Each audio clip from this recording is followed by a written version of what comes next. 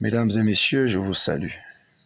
Alors, plusieurs personnes m'interpellent en faisant valoir le propos que le professeur Maurice Kamto a tenu en son temps, euh, disant notamment qu'il était conscient que le boycott de l'élection de 2020 pouvait, n'est-ce pas, affecter la possibilité pour le MRC de présenter un candidat à l'élection présidentielle de 2025. Mais alors, la question que je leur pose, mais considérez que le professeur Kamto l'ait vraiment dit. Alors, depuis quand est-ce que la parole d'un homme politique fait la loi dans un pays?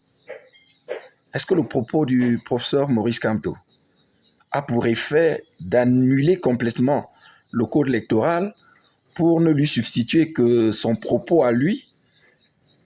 Quel est ce super législateur qu'il devient subitement, n'est-ce pas, pour avoir tenu un tel propos? Non, soyons sérieux.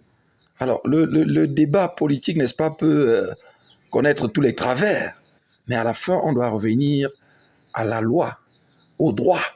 Et lorsqu'on parle de droit, il s'agit d'invoquer des sources contraignantes, impersonnelles. Et le propos du professeur Kamto ne peut jamais avoir pour effet d'annihiler le code électoral qui fixe les conditions de participation à la présidentielle. Est-ce que le propos du professeur Kamto a pour effet d'annuler la candidature indépendante, par exemple, qui n'a pas besoin de passer par l'implication des partis? Est-ce que le propos du professeur Kamto annule la possibilité, n'est-ce pas, qui a été appliquée en 2018 pour M. Cabral Libi, Akere Mouna et le feu Franklin Afamui, qui sont passés par des partis dont ils n'étaient même pas membres pour se faire investir? Et puis, le professeur Kamto n'est qu'un humain. On peut lui accorder le droit de se tromper.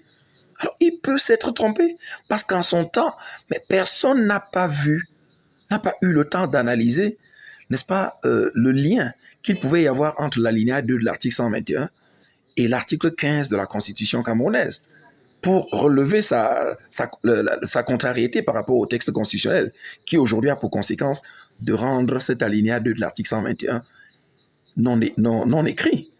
Alors donc, vraiment, je dis, il ne faut pas que la mauvaise foi soit poussée à l'extrême. Le propos d'un homme politique n'a pas pour effet, n'est-ce pas, d'annuler tout le dispositif légal existant pour ne lui substituer, n'est-ce pas, que cette parole-là. Et donc, si ceux qui essaient de le dire sont cohérents, mais qu'ils considèrent également le propos tenu aujourd'hui par le professeur Kamto qui dit que sa candidature est valable,